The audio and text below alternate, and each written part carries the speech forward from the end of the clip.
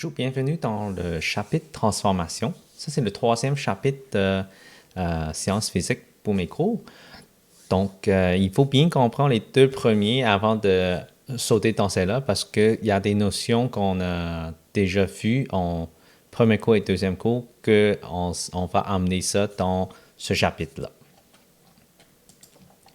Donc, encore là, ce serait comme d'habitude, la première section, c'est les définitions. Donc, je vais sauter ça pour l'instant. C'est comme une résumé pour moi. Transformation physique. Il y a sublimation, condensation solide, vaporisation, condensation liquide ou liquéfaction, solidification ou fusion. Donc, on peut faire ça comme... Mais ça, c'est vraiment la révision des thèmes de son acte 2. Là. On peut faire ça comme solide, liquide et gazeux. Et puis, on peut dessiner les liens entre tout ça. OK. Et puis, on peut les numéroter comme 1, 2, 3, 4, 5 et 6. On peut les mettre à côté les flèches. La sublimation, en effet, c'est de solide à gazeux. OK, donc ça, c'est 1. 2, c'est condensation solide, c'est l'inverse de ce qu'on vient avoir. Donc, c'est de... je pense que j'ai mal mis le 1. Le 1, c'est dans l'autre côté. Solide à gazeux. Puis, condensation solide, c'est de gazeux à solide. Vaporisation, c'est de vaporiser, donc c'est de liquide à gazeux. Donc, ça, c'est 3. Et condensation liquide, c'est de gazeux à liquide, 4. Et puis, on a solidification, donc c'est de liquide à solide, 5. Et puis, le dernier, fusion, c'est de solide à liquide, donc ça, c'est le 6. Donc, on a le dessin comme ça, le schéma comme ça. Donc, il faut quand même savoir ces thèmes-là parce que c'est important quand on parle des transformations physiques ou transformations chimiques. On parle souvent de ces points-là. Donc, il y a deux choses qu'on a besoin de savoir, c'est vraiment relié à de l'eau, H2O. Point de fusion, point de solidification, c'est le point entre solide et liquide. Donc, c'est quoi la température de ça? La température, c'est le point de fusion ou le point de solidification. Donc, ça, c'est à 0 degré.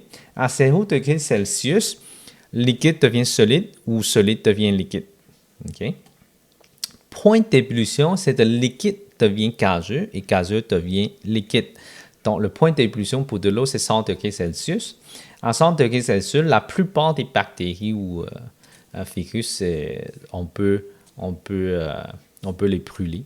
Donc, c'est pour ça que quand on dit qu'on peut... c'est toujours mieux de cuire toutes les nourritures jusqu'à 100 degrés pour que ça tue les bactéries. Oui, ça peut arriver, mais sauf que c'est sûr qu'il y a beaucoup de nutriments ou vitamines qui sont aussi brûlés si on se rend à 100 degrés Celsius. Donc, il faut vraiment faire attention quand même. Donc, ça, ce sont les 2 degrés Celsius qu'on devrait savoir par cœur pour de l'eau. Bon, transformation chimique. Donc, ici, on a dégagement d'un gaz, dégagement ou absorption de chaleur.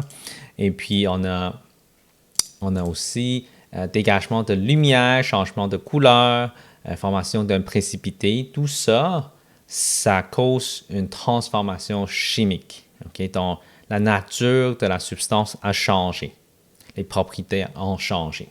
Donc, c'est bien important à savoir, distinguer c'est quoi une transformation chimique, c'est quoi une transformation physique. Okay? Transformation physique, la nature de la substance n'a pas changé, c'est juste la forme qui a changé. Une transformation chimique, c'est que la nature de la substance a changé, les propriétés ne sont plus pareilles. Donc, c'est bien important. Là, on a état solide, liquide, aqueux. Aqueux, c'est une substance qui est dans l'eau. Donc, qui est dissous dans l'eau, on appelle ça aqueux. Liquide, c'est vraiment destiné pour de l'eau. Là. H2O, normalement, on le met à liquide s'il est déjà dans l'eau. Gazeuse, c'est G. Donc, si on regarde l'exemple 3A ici, explique l'équation chimique suivante. Donc, on a ça, on appelle ça méthane. Hein? On a déjà vu ça dans l'autre chapitre. C'est une des noms qu'on devrait savoir. Réagit avec dioxygène. OK. Là, ça c'est la partie gauche. La partie droite, OK. C'est pour former, ça c'est la flèche. Donc, on essaie de traduire vraiment l'équation chimique en mots. Là. Donc, méthane réagit avec dioxygène. Donc, ça c'est celui-là. Le plus, là, c'est avec. Le flèche, ici, c'est pour former de dioxyde de carbone. Dioxyde de carbone. Et puis, avec de l'eau. Avec le plus, avec de l'eau. H2O, c'est de l'eau. Voilà. Donc, c'est comme ça qu'on lit l'équation chimique. Quelque chose, les deux produits à gauche de l'équation réagissent ensemble et ça donne qu'est-ce qui est à droite de l'équation. Donc, on a la loi de conservation de la masse. Rien ne se perd, rien ne se crée, tout se transforme par Antoine Laurier. De la voici. Donc, ça, c'est la fameuse phrase qui dit même si on a eu une transformation chimique, il n'y a rien qui a perdu, il n'y a rien qui est créé. C'est juste transformé. Okay? L'exemple 3b. Brûler une feuille de papier, elle devient des cendres, mais elle a dégagé des gaz et chaleur. La masse avant et la masse après, cendres plus gaz, sont pareils. Okay? Le papier n'a pas disparu, mais il s'est transformé. OK. Donc, on a l'exemple 3c. Vérifie la loi de la conservation de la masse pour l'équation chimique suivante. OK. Donc, si on regarde ça, on a besoin de calculer la masse. OK. Donc, si on regarde, on veut vérifier la loi. Hein? Carbone, si on regarde ici, le tableau périodique, c'est 12. OK. H, c'est 1. On a 4 fois le H. Donc, CH4 ici, le total, ça donne 16 cam. OK? Plus 2 fois O2. OK? O, ça donne 16. O2, ça donne déjà 32. Et 2 fois O2. Donc, 2 fois 32 cam. Et ça devient le CO2. Ce qui est ici, on additionne CO2, 12 plus 16 plus 16, ça donne 44 grammes, plus le 2 fois H2O. Donc, 2 fois H2, ça donne 1 plus 1. O, ça donne 16, donc ça donne 18. 2 fois 18. Donc, qu'est-ce qu'on a ici? C'est qu'à gauche, on a 16 plus 64, ce qui est 80 grammes. À droite, ici, chez 2 fois 18, ça donne 36. 36 plus 44, ça donne 80 grammes. Donc, il n'y a rien qui est perdu dans l'équation chimique ici. Donc, si on regarde le nombre d'atomes, on a un C, on a 4 H. Et combien O qu'on a? On a O2, mais 2 fois. Donc, on a ça à gauche. À droite, si on regarde, on a CO2, on a un C, on a 2 O, et puis on a H2O, mais 2 fois. Donc, encore là, on a H, 2, puis un O, mais 2 fois. Donc, j'ai 2 autres H, puis un autre O. Donc, en réalité, il n'y a rien qui a perdu. Tous les atomes sont restés. OK? Donc, c'est ça la transformation chimique. On a réorganisé les molécules et les atomes pour transformer d'autres choses. Balancer une équation chimique. Donc, coefficient doit être des nombres entiers. Coefficient doit être le plus petit possible. Il ne faut pas ajouter de nouvelles substances ni enlever de substances présentes. Les indices des formules chimiques restent intacts. Les indices, c'est les petits chiffres, là. C'est comme le CO2. Ça, c'est l'indice. Toujours vérifier à la fin. Okay? Notez bien, on balance oxygène en dernier, hydrogène avant-dernier. Tout le reste, on peut, l'ordre n'est pas important. On regarde lequel qui est plus facile en premier. Donc, toujours oxygène en dernier, hydrogène avant-dernier. L'exemple 3C. Balancer l'équation chimique suivante. Donc, pour balancer les équations, il faut qu'on regarde le nombre d'atomes à gauche et à droite. Okay? Si on regarde N en premier, à gauche, on a 2. À droite, on a seulement 1. Okay? Donc, il faut rebalancer parce que sûrement ici, il manque des atomes. Hein? Donc, on a besoin de faire 2 fois à droite de l'équation. Donc, si je vais réécrire toute l'équation. N2 plus H2. Et puis, j'ai 2NH3.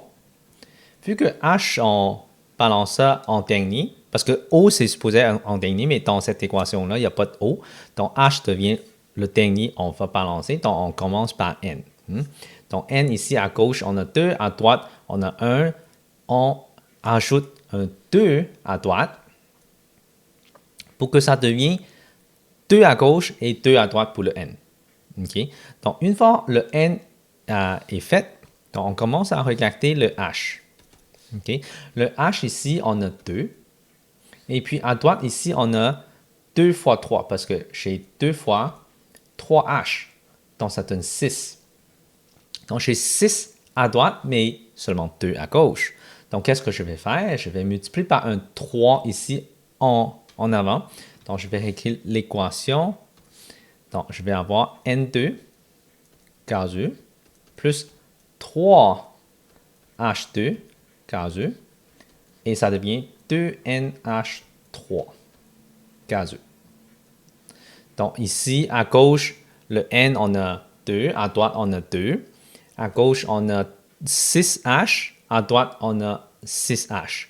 Donc, là, c'est balancé. Okay? Donc, c'est comme ça qu'on balance l'équation. On commence par un atome, on réécrit ou on met un chiffre et puis on essaye et puis on réajuste. Cette année-là, on a besoin de faire des étapes. Okay? Donc, ça, ce sont les 2 étapes qu'on devrait montrer au professeur. C'est sûr qu'après cette année-là, rendu sur la 5, pour balancer une équation, on fait ça mentalement des fois. Et on peut faire des essais-erreurs, puis il faut juste revalider. Puis une fois tout est correct, les enseignants ne regardent pas vraiment les étapes, comment balancer, mais juste le résultat par après. Ça, c'est en rendu en Sonlex 5. Mais cette année-là, on peut mettre des étapes pour identifier c'est quoi, qu'est-ce qu'on a fait entre-temps. Pour chaque atome, on essaie de balancer en premier. Après ça, on une fois tous les atomes sont balancés, on revalide si tout est correct, à gauche et à droite. Donc, on va regarder d'autres exemples. On va faire plusieurs exemples ici. L'exemple 3D, on va balancer cette équation-là.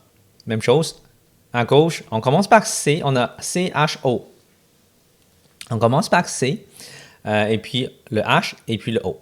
Okay? C à gauche, ici, on a 1. À droite, on a un autre. Fait que c'est 1 pour 1, donc ça, c'est balancé. Donc, on va commencer par regarder le H d'abord. Okay? Le H. À gauche, ici, j'en ai 4. À droite, ici, j'en ai seulement 2. Donc, qu'est-ce que je vais faire? C'est que je vais réécrire l'équation en ajoutant un 2 en avant ici. Donc, j'ai CH4 gazeux plus O2 gazeux. Ça devient CO2 gazeux et plus 2H2O gazeux. Donc, avec ça, on a besoin de regarder le O maintenant. Le O. O, à gauche, on a 2 ici. À droite, on a 2 plus 2 fois 1, donc un autre 2. Donc, on a 4 à droite, mais 2 à gauche. Donc, ça veut dire qu'on va ajouter un 2 ici. Donc, la réponse finale, ça serait CH4 plus 2O2 Ça donne CO2 gazeux plus 2H2O gazeux. Et voilà, ça c'est une équation balancée. On va regarder un autre. L'exemple 3e. Balancer l'équation chimique suivante. On va commencer par N, parce qu'on a N puis O. Donc, on commence par N. N à gauche, on a 1, à droite, on a 2. Donc, à gauche, il faut que je multiplie par 1, 2. Donc, ça devient 2NO, 2, gazeux. Et ça donne N2O4, gazeux. Si on regarde ça, le O, on a à gauche, on a 4 parce que c'est 2 fois 2. Et puis à droite, on a 4. Donc, ça veut dire que c'est déjà balancé. Donc, la réponse finale, c'est déjà ça. OK.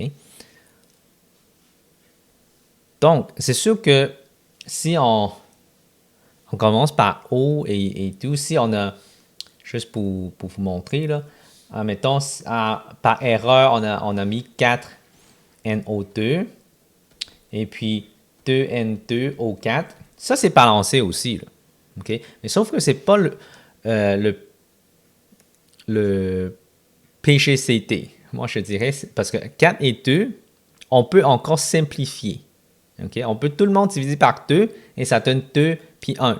Okay? Donc, on peut avoir les nombres avec un facteur qu'on ne peut plus diviser. Donc, 4 et 2, on peut tout diviser par 2. Donc, on réduit encore les nombres. Donc, on réduit jusqu'à temps qu'on ne peut plus réduire par tous les molécules. Okay? Donc, c'est pour ça que cette équation-là, 4 et 2, c'est pas bon. Okay? Il faut qu'on ait des nombres qui sont au plus simple possible.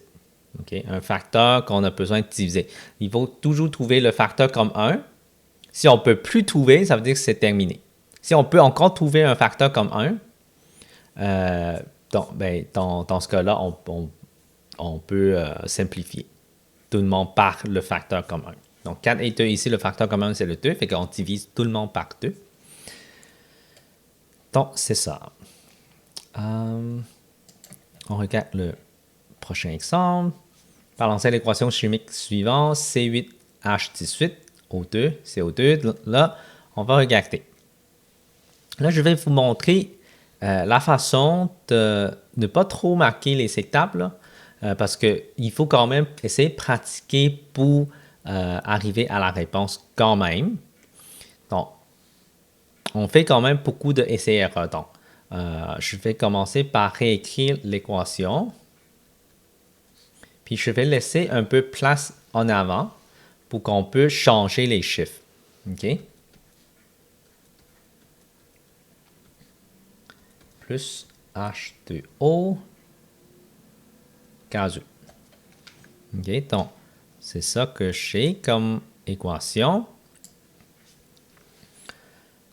Si on regarde ça, on commence par C. C, à gauche, j'en ai 8. À droite, j'en ai juste 1. Donc, qu'est-ce qu'on fait? On va ajouter un 8 ici pour que ça balance. OK?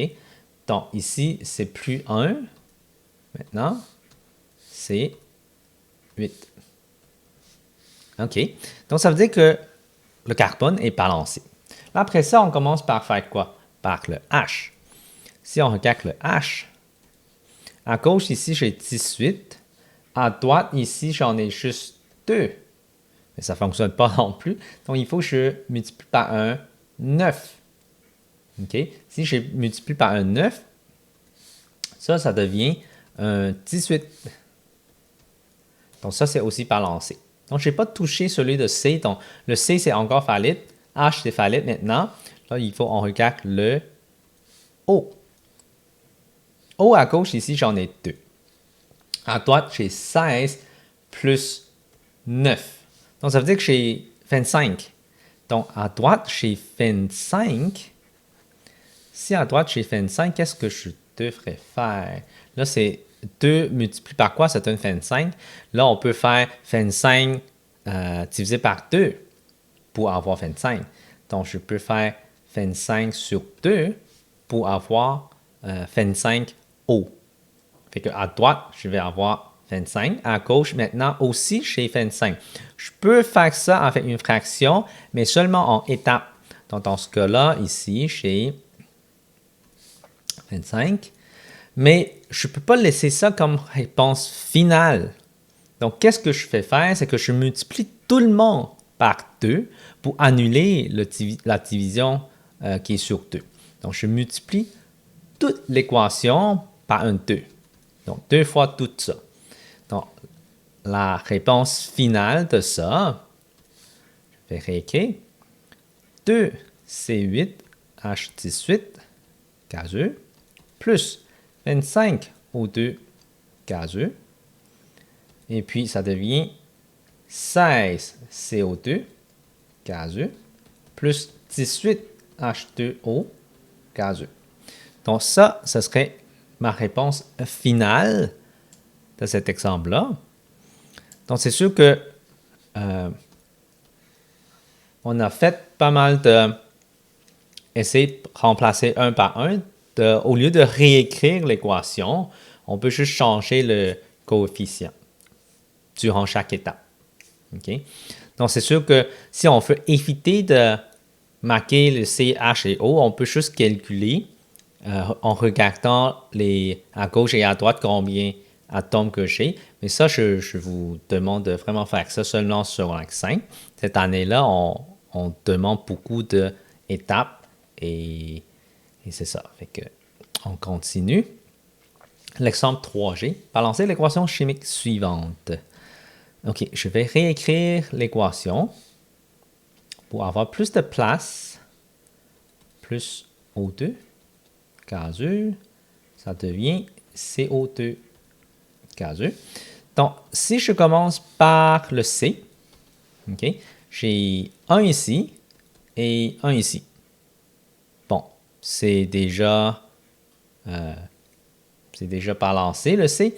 Après ça, je regarde le O. OK? Si je regarde le O,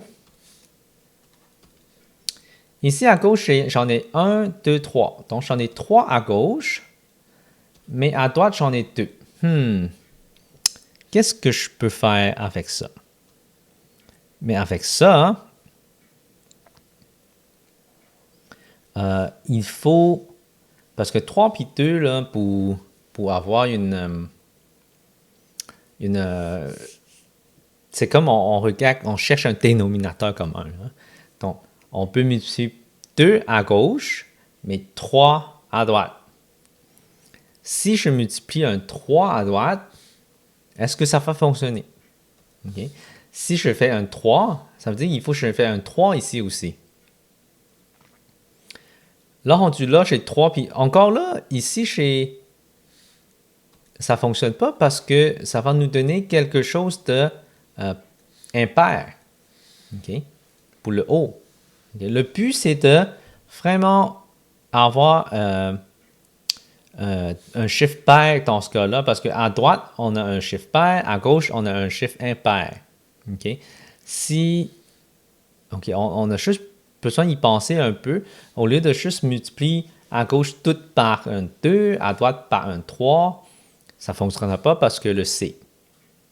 Donc, si je multiplie, parce que pour enlever le problème, c'est vraiment de multiplier par 2 pour le CO. Comme ça, mon O devient, pair.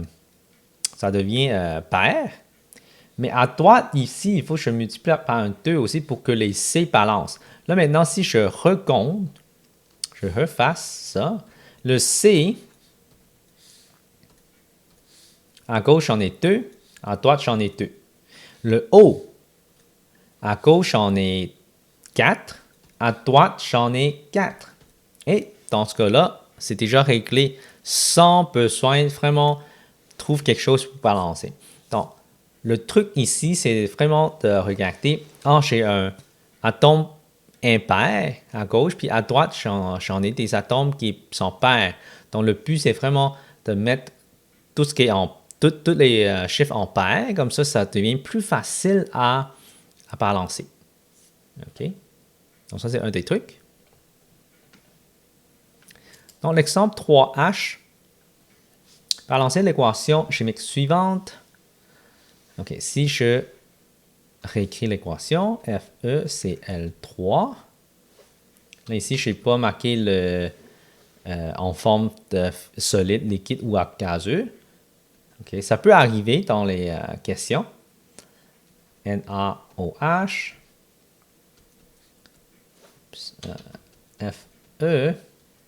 FeOH3 plus NaCl. Là, si je regarde Fe en premier, okay, je peux commencer par Fe, Cl ou Na, peu importe. Mais je commence par Fe en premier. J'en ai un. Donc, c'est balancé. Si je regarde Cl ici, j'en ai 3. À droite, ici, j'en ai juste un. Fait que je vais ajouter un 3 ici pour que j'ai 3. Na à gauche, ici, j'en ai 1. Mais à droite, j'en ai 3. Fait que je vais ajouter un 3 ici pour que j'ai 3 et 3. Là, le fer, chlorure et sodium, les trois sont balancés. Là, on va regarder le H. Le H, à gauche, ici, j'en ai 3. À droite, ici, j'en ai 3. Donc, tant mieux, même si c'est impair, les deux côtés sont impairs, donc c'est balancé. Après ça, on regarde le O. Le O à gauche, ici, j'en ai 3. À droite, ici, j'en ai 3 aussi. Bon, tout est réglé. Tout ce que j'ai ajouté, c'est 3 NaCl à droite, 3 NaOH à gauche. Okay? Donc, c'est ça qui a changé. Donc, si on revérifie, fer à gauche, c'est pareil. Chlorure à gauche, à droite, ce sont pareils. Sodium, Na, là, à gauche, à droite, sont pareils. H aussi, O aussi. Donc, c'est l'équation qui est balancée. On regarde le prochain exemple. Balancer l'équation chimique suivante. Fe à la 2O3, donc on va réécrire Fe à la Fe2, en effet, O3, plus CO devient Fe plus CO2. Donc, si on regarde encore là les éléments Fe, j'en ai 2 ici. À droite, j'en ai juste un, fait que je vais ajouter un 2 pour que j'ai 2 en tout à droite. Après ça, j'ai mon C. Je peux commencer par un C. C ici à gauche, c'est 1. À droite, j'en ai 1. Donc, ça, c'est parfait. Et puis, mon O. Mon O à gauche, j'en ai 3 et 4.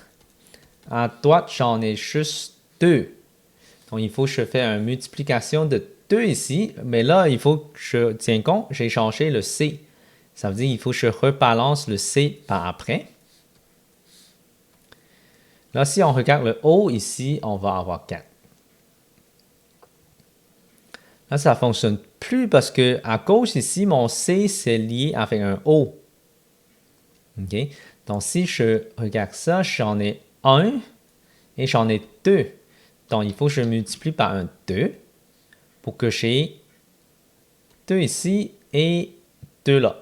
Mais dans ce cas-là, mon O va changer, fait qu'il faut que je regarde mon O. Mon O à gauche, j'en ai 3, 4, 5. Et puis à droite, j'en ai seulement 4. Comment se rendre à 5? Si je mets une fraction ici, mais je change encore le C. OK? Vu que dans ce cas-là, il faut que je me rende à... Il me manque à droite, hein? Donc il faut que je mette 3. Dans ce cas-là, j'en ai 6. Ça veut dire mon C et mon O, il faut changer encore.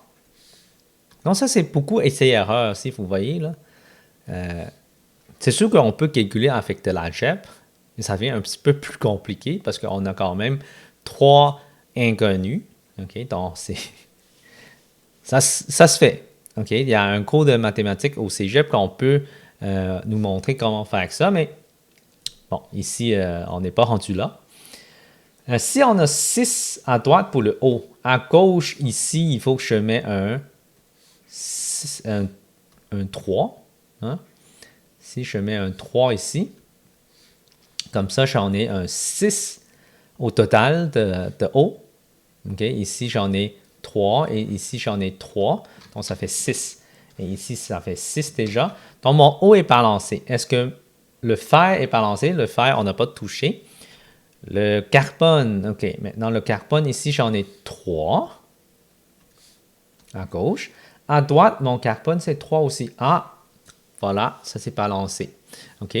Encore là, si on regarde à gauche de l'équation, j'ai un O3. À droite, j'ai 3O. Ensemble, ça forme un 6 qui est un nombre pair. Donc, c'est ça l'importance de trouver des nombres pairs souvent. Moi, je dirais la plupart du temps, mais c'est sûr qu'il y a des exceptions, mais la plupart du temps, on cherche des nombres pairs pour les molécules. Comme ça devient beaucoup plus simple à balancer. C'est sûr que des fois, si on a tous les coefficients de chaque molécule est quand même assez grand, on peut trouver un facteur commun pour réduire ça. Ça se fait aussi. Bon, on va regarder un peu les définitions. Donc, première définition ici, c'est transformation physique. Transformation physique, c'est encore là, ça ne change pas la nature de la matière, ça ne change pas les propriétés. Les atomes et les molécules ne changent pas. C'est juste la forme des molécules a changé au lieu de solide qui est collé ensemble. Okay? Donc, solide, c'est les atomes qui ne bougent pas trop. Après ça, liquide, c'est qu'on peut bouger un peu. Hein? Les atomes et les molécules peuvent bouger un peu, ça devient liquide. Et gazeux, c'est qu'on peut, les atomes, ça peut voyager beaucoup de très loin, ils sont vraiment séparés. Donc, c'est vraiment les 3 phases de transformation physique. Solide, liquide, gazeux.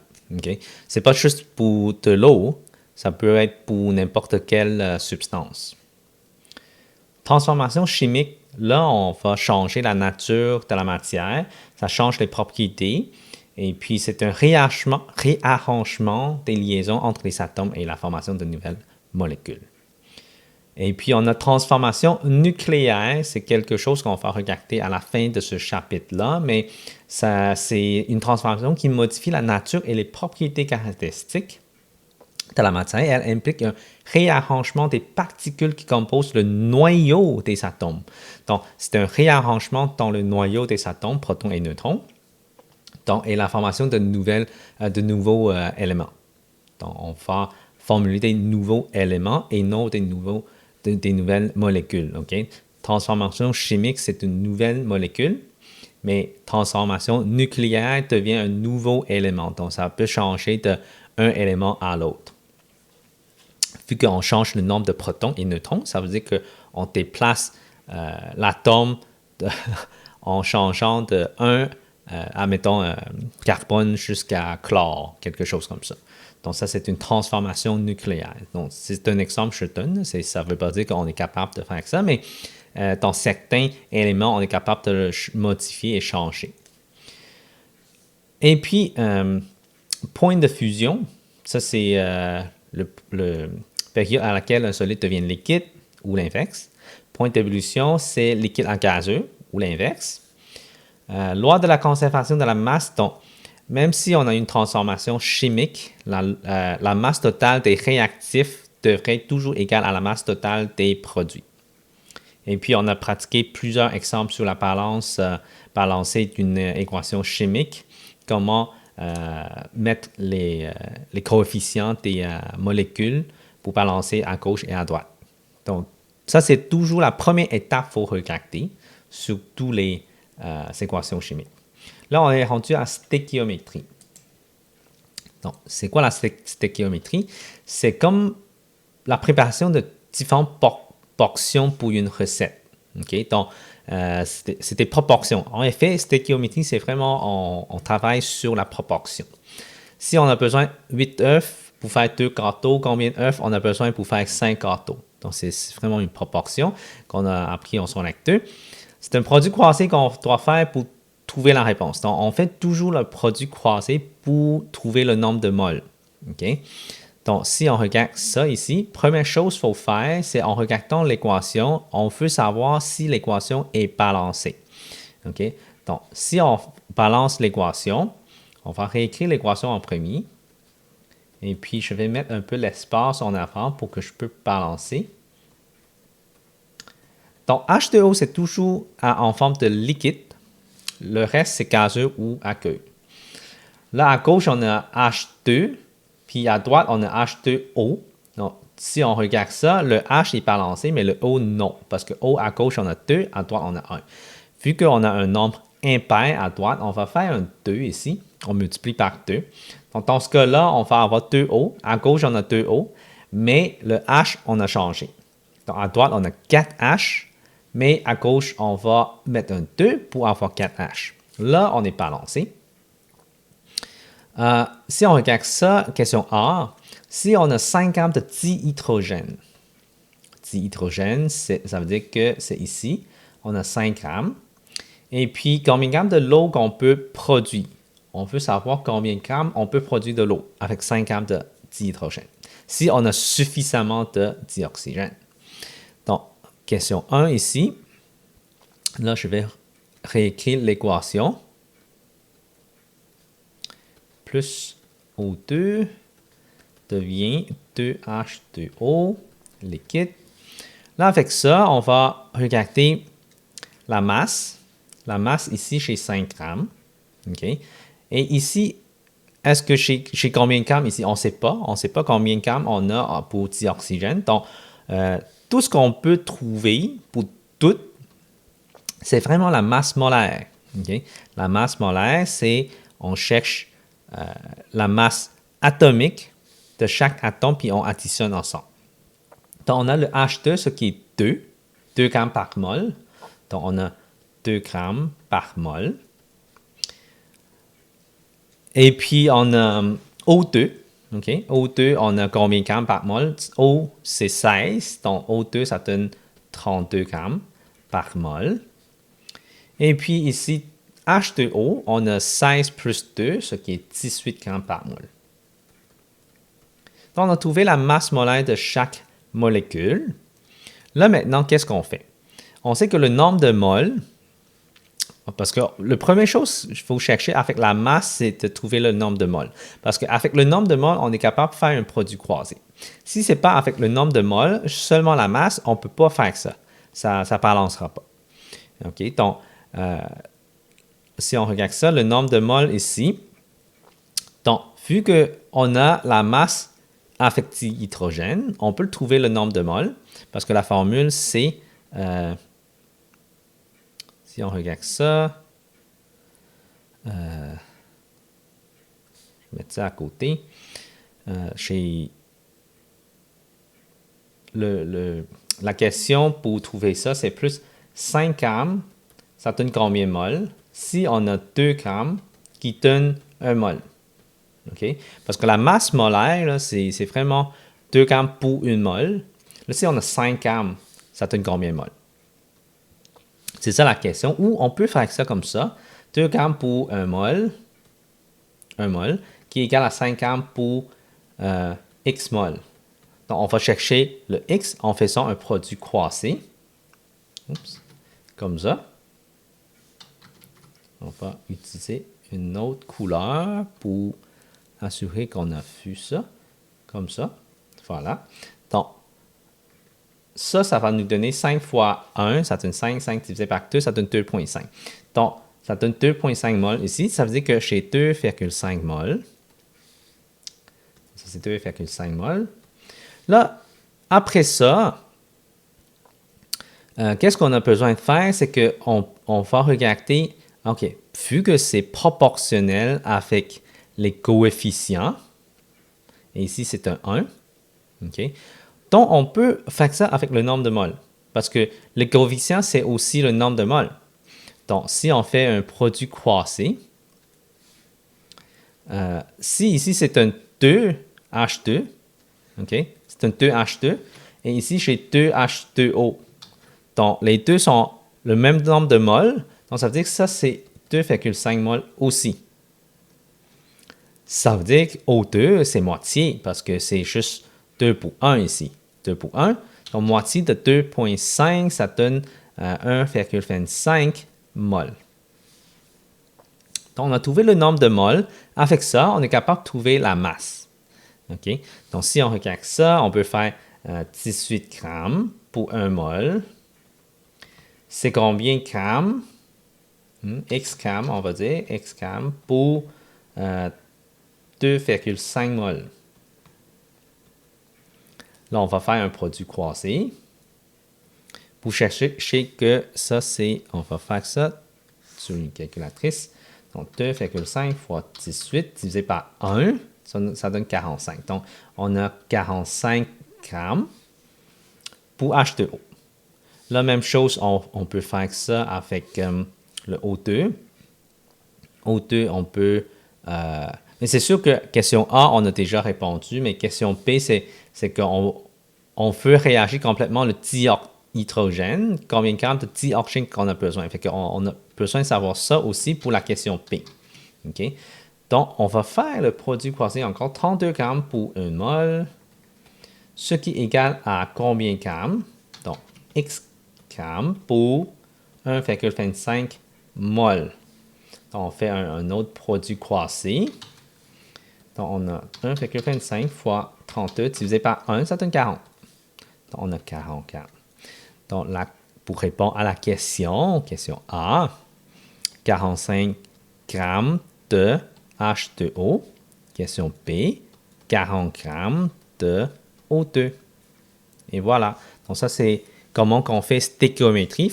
C'est toujours pareil. On va faire quelques exemples de plus là, pour vous montrer que c'est toujours comme ça. On balance l'équation. On identifie toutes les masses, si on connaît les masses. On identifie tous les nombres de moles, si on connaît le nombre de moles. On identifie tous les masses molaires. Ça, c'est certainement qu'on peut trouver sur le tableau périodique. Et puis, on fait des produits croisés pour chercher soit le nombre de moles ou la masse. Une fois que le tableau est rempli, on peut répondre à la question. C'est comme ça qu'on fait. Donc, prochain exemple. On va aller dans le prochain exemple. La combustion de l'éthane gazeux est représentée par l'équation chimique suivante. Donc, on a C2H6, ça c'est l'éthane. OK. L'éthane, ça c'est gaz naturel. OK. Et puis, première chose, est-ce que c'est balancé? On va regarder ça. C2H6 grammes plus O2 gazeux. C'est pas gramme, c'est gazeux. Pardon. Ça, c'est CO2 gazeux encore. Plus H2O liquide. Donc, on regarde, on commence par le C. C, à gauche, on a 2. À droite, on a 1. Donc, on va faire un 2 ici pour que le C soit balancé. Là, on commence par H. H, c'est toujours avant-dernier parce que dernier, c'est le O. H, si on regarde ça, chez H6, à gauche, j'en ai 6. À droite, j'en ai juste 2. Fait qu'on va faire multiplier par 3. Là, on va regarder, vérifier pour le O. O, à gauche, on a 2. Mais à droite, on a 4 ici et on a 3 ici. Donc, on a 7. OK? Donc, si on a 7, mais qu'est-ce qu'on va faire? On va faire 7 demi. OK? 7 demi, parce que 7 fois 2 divisé par 2, ça donne 7, donc on va avoir un 7. On ne peut pas avoir de fraction. Qu'est-ce qu'on fait? On va multiplier tout le monde par 2. Donc, je vais changer de couleur là, pour que ça paraisse plus. J'ai un 2. Si on multiplie par 2, ici, j'en ai juste 7. Et je multiplie par 2 encore. Ça donne 4 et ça donne 6. Donc, je vais avoir 4 et 6. Et voilà, c'est comme ça qu'on fait. Si vous suivez un peu moins, mais revenez en arrière pour voir comment j'ai raisonné pour avoir balancé l'équation ici. Okay. Donc, on va regarder la question, c'est combien faut-il de moles de dioxygène pour réaliser la combustion de 9 moles d'éthane gazeux. Si on a 9 moles de ça, combien de moles qu'on a besoin ici pour brûler? Okay. Donc, ça c'est le nombre de moles. Hein? On peut directement faire un produit croisé à cause que on a déjà le nombre de moles. Okay. Donc, le produit croisé, ce serait comme ça. Oups. C'est inversé comme ça, plutôt. 7 fois 9 divisé par 2, ça va nous donner le nombre de moles de dioxygène. Okay. Donc, ça, on peut faire ça avec calculatrice. Donc, 7 fois 9 divisé par 2. Et ça, c'est 31,5. Donc, j'ai 31,5 moles ici. Donc, question A, on vient de répondre, 31,5 moles de O2. Ça, c'est A. Et puis, question B, on va recopier. Je ne sais pas si je suis capable de copier comme ça. Peut-être. OK. On va effacer cela. Comme ça, j'ai mon équation balancée. OK. Donc, combien de grammes de l'eau se produit en brûlant 8 grammes d'éthane? Donc, si j'ai 8 grammes ici, combien de grammes j'ai besoin pour... je veux savoir la masse de l'eau à la fin. Donc, ça, c'est la masse. Donc, on a besoin de masse molaire. Masse molaire de C2H6, ce serait 12 plus 12 plus 6. 24 plus 6, 30. Donc, j'ai 30 grammes par mol. On n'a pas besoin de chercher la masse molaire de tout le monde. On a juste besoin de chercher la masse molaire de H2O. H2O, c'est 18. On a fait ça dans l'exemple précédent. Donc, on a ça. Donc, on a besoin de chercher le nombre de moles. Avec ça, c'est 30 sur 1. 30 grammes sur 1 mol, qui est égal à 8 grammes sur combien de mol? OK, produit croisé, 8 fois 1 divisé par 30. OK, ça va nous donner... Donc, c'est juste 8 divisé par 30. Ça donne 0,26. Donc, on a 0,27, si je arrondis à la centième près, mol. Donc, avec ça, donc ça c'est 0,27 mol. Avec ça, on a besoin de faire un produit croisé avec l'équation. Donc, 2 pour 6, parce qu'on a 2 ici, on a 6 ici. Et puis, on a 0,27 pour combien? Encore là, produit croisé. Donc, 6 fois 0,27 divisé par 2, ça donne 0,81. Donc, j'ai 0,81 mol. Donc, 0,81 mol.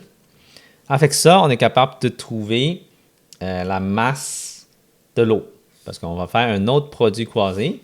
Là, on va faire 18 grammes avec la masse molaire. Ça donne 1 mol. Ce qui est égal à combien de grammes pour 0,81 mol. Donc, si je fais ça, 0,81 fois 18 divisé par 1, ça donne 14,58. Donc, 14,58 grammes. Donc, c'est 14,58 grammes. C'est ça la réponse qu'on a. Donc, question B, c'est 14,58 grammes de H2O. Et voilà pour cette question. Donc, si on récapitule un peu, on balance l'équation. Si on a déjà le nombre de moles, on peut faire le produit croisé directement. Si on nous donne la masse, il faut qu'on trouve le nombre de moles. Et puis, on fait un produit croisé avec l'équation. Et puis, on cherche, on a trouvé le nombre de moles de la réponse qu'on veut avoir. Puis, on fait un autre produit croisé avec la masse molaire pour revenir en masse. Donc, la masse molaire, ça se trouve toujours sur le tableau périodique et c'est pour chercher le nombre de moles ou la masse. Okay? Et avec l'équation chimique, on peut toujours faire un produit croisé avec le nombre de moles. Donc, on a besoin de savoir le nombre de moles des molécules. OK? Donc, c'est toujours comme ça. Les étapes sont toujours pareilles. OK? Donc, l'exemple 3L.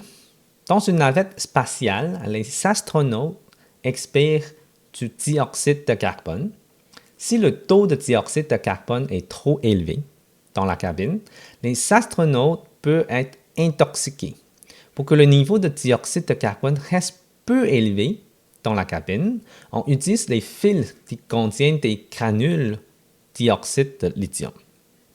La réaction forme du carbonate de lithium et de l'eau. Quelle masse d'hydroxyde de lithium par personne par jour est nécessaire pour maintenir la qualité de l'air? Éliminer le dioxyde de carbone expiré par les astronautes. Si un astronaute expire en moyenne 1056 grammes de dioxyde de carbone par jour. OK. Donc, la question, si on relit la question, quelle masse de dioxyde de lithium par personne par jour est nécessaire pour maintenir la qualité de l'air? OK. Donc, on a la masse moyenne d'un astronaute, la masse moyenne de dioxyde de carbone qui est dégagée par un astronaute. Puis là, on va regarder les nomenclatures ici. Hydroxyde de lithium. Donc, on a lithium, hydroxyde. Donc, c'est OH. Est-ce que c'est OH2, OH1?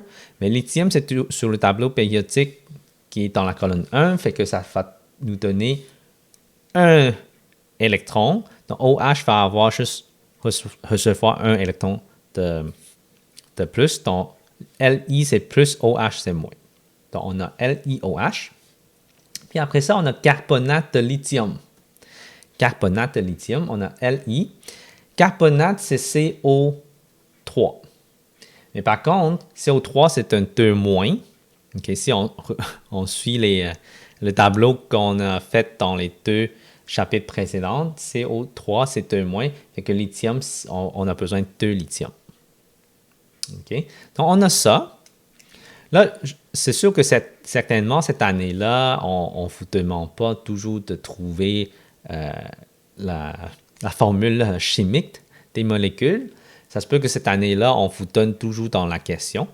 Mais peu importe, la semaine prochaine, c'est plutôt l'année prochaine. En sur 5, si vous faites en chimie, ça, c'est quelque chose que vous devrez savoir. Donc, on a LiOH qui réagit avec de CO2. Parce que c'est CO2 qu'on veut réagir pour former d'autres choses. Pour former de quoi? Pour former de... C'est ça qu'on explique ici. Si le taux de dioxyde de carbone est trop élevé, les astronautes peuvent être intoxiqués. Fait qu'on veut enlever le CO2. Pour que les niveaux restent peu élevés, on utilise les filtres pour avoir une réaction forme du carbonate de lithium. Bon, ça va nous former de carbonate de lithium, CO3, Li2CO3, et puis, et de l'eau. Donc, plus eau, H2O. Donc, on a l'équation chimique ici. Là, c'est sûr qu'on ne peut pas vraiment savoir si c'est en état solide ou liquide. Pour le reste, sûrement, ça c'est solide, là, ça c'est gazeux, hein, puis ça c'est solide, et puis ça c'est liquide. Sûrement c'est ça. Mais là, je ne suis pas trop certain si à la fin ça forme de liquide ou de gaz ou peu importe. Donc, dans ce cas-là, ce n'est pas important parce que on n'a pas besoin de savoir ce détail-là. ce détail-là. Fait que donc, on va balancer l'équation en premier.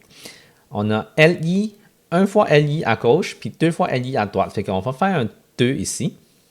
Okay, de toute façon, mon OH ici, là, c'est impair. Si j'ai un 2, j'ai une plus grosse chance d'avoir quelque chose de correct. Là, après ça, on va regarder le C. On a un C, c'est bon. On va regarder le H. À gauche, on a 2. À droite, on a 2. C'est bon aussi. Le O, on a 1 O, 2 O, 3 O. 3 et 4. Ben, ça donne 1. Ça fait qu'on a 4 à droite. Ah, mais par contre, ici, j'ai multiplié par 2. Donc, j'ai 4, 4. Donc, c'est bon. On a l'équation qui est complète à ça, c'est un 1, ça, c'est un 1, puis ça, c'est un 1. Donc, c'est sous-entendu, on n'a pas besoin d'identifier, mais si vous trouvez qu'en faisant stéchiométrie, vous avez la misère à chercher, des fois, avec le 1, c'est plus facile à voir le produit croisé. Donc, on va regarder la masse. La masse, qu'est-ce qu'on a? On sait qu'en moyenne, un astronaute qui expire 1056 grammes par jour. OK? Et on veut savoir combien de grammes qu'on a besoin de hydroxyde de lithium. Donc, on a besoin de chercher la masse molaire. Donc, la masse molaire, c'est, en regardant ça, LI, c'est 7. OK. On va regarder. LI, c'est 7. Et puis, on a le O, 16, puis H1. Donc, 16 plus 7, qui fait 23, 24. Donc, 24 grammes par mol. Puis l'autre ici, CO2, on a 12 plus 16 plus 16. Ça donne 44. Ça revient souvent, là, le CO2, fait que des fois, on peut même apprendre ça par cœur. Et puis le nombre de moles. On a besoin de faire un produit croisé. Hein? Donc, en effet, on peut faire ça comme ça. On va faire ça à côté ici. 44 grammes sur 1 mol. OK? Ce qui est égal à 1056 grammes pour combien de moles? Donc, on cherche le nombre de moles. Donc, moi, je fais ça en étapes pour que vous compreniez. Mais c'est sûr qu'on a d'autres trucs pour accélérer, pour chercher la réponse de masse en une seule fois au lieu de faire 2 produits croisés. Mais moi, j'aimerais plus que vous compreniez la logique. On a besoin de chercher le nombre de moles. Avec le nombre de moles, on fait un produit croisé avec l'équation chimique. Et puis, on peut retrouver la masse de qu'est-ce qu'on cherche. Donc, c'est ça comme ça. Donc, on va calculer 56 divisé par 44. Ça donne 24. Donc, on a 24 moles ici.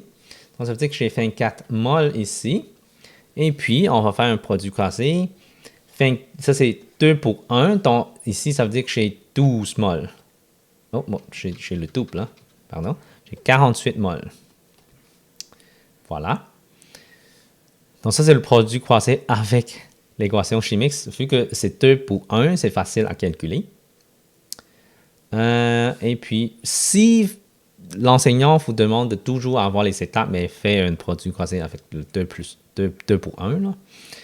Et puis, à la fin, on a besoin de chercher la masse. Donc, j'ai 24 grammes sur 1 mol, ce qui est égal à combien de grammes sur 48 moles? Donc, encore là, 48 fois 24. 1152. 1152 grammes. Donc, réponse. Oups.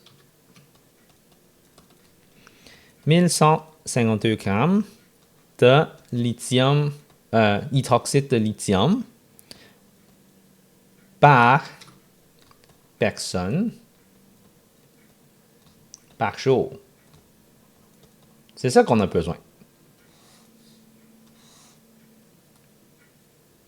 Okay? C'est comme ça qu'on trouve la réponse.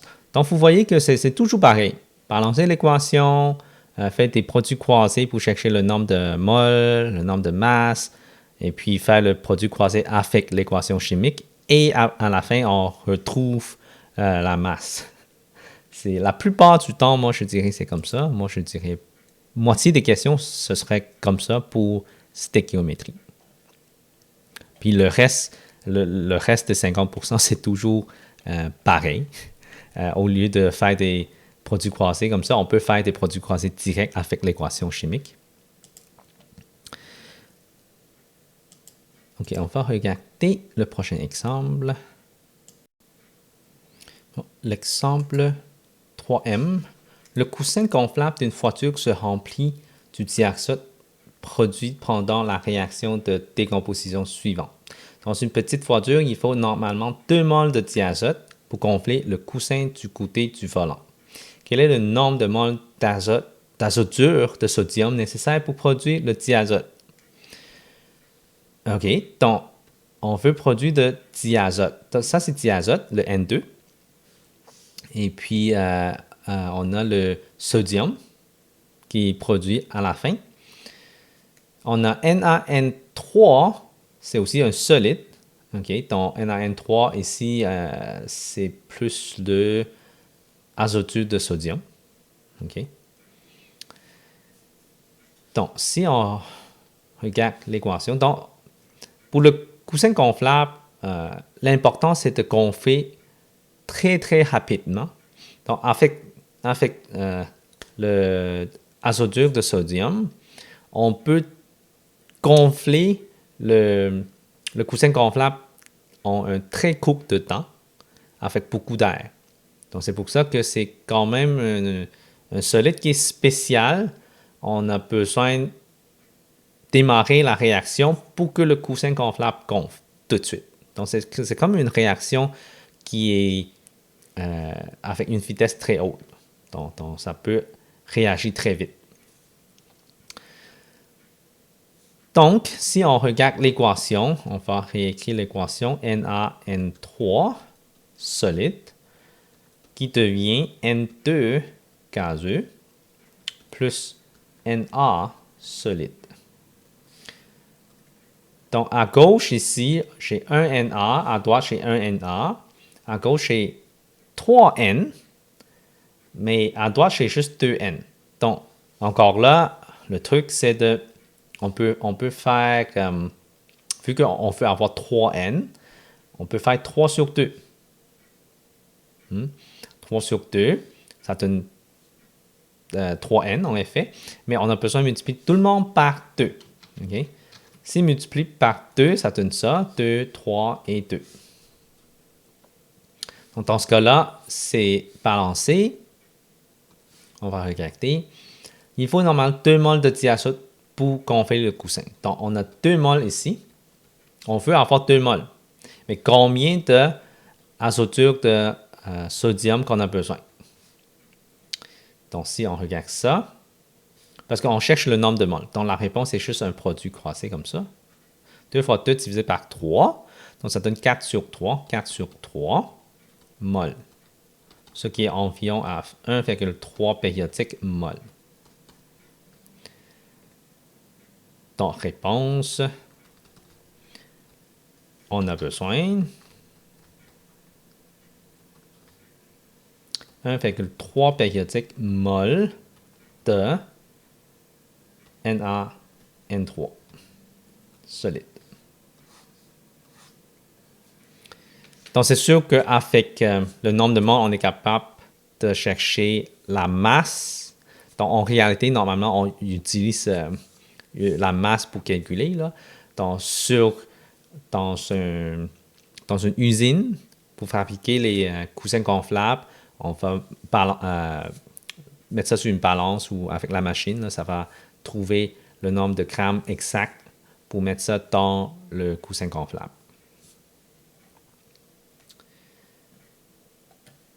Et voilà, donc on est rendu à exothermique et endothermique.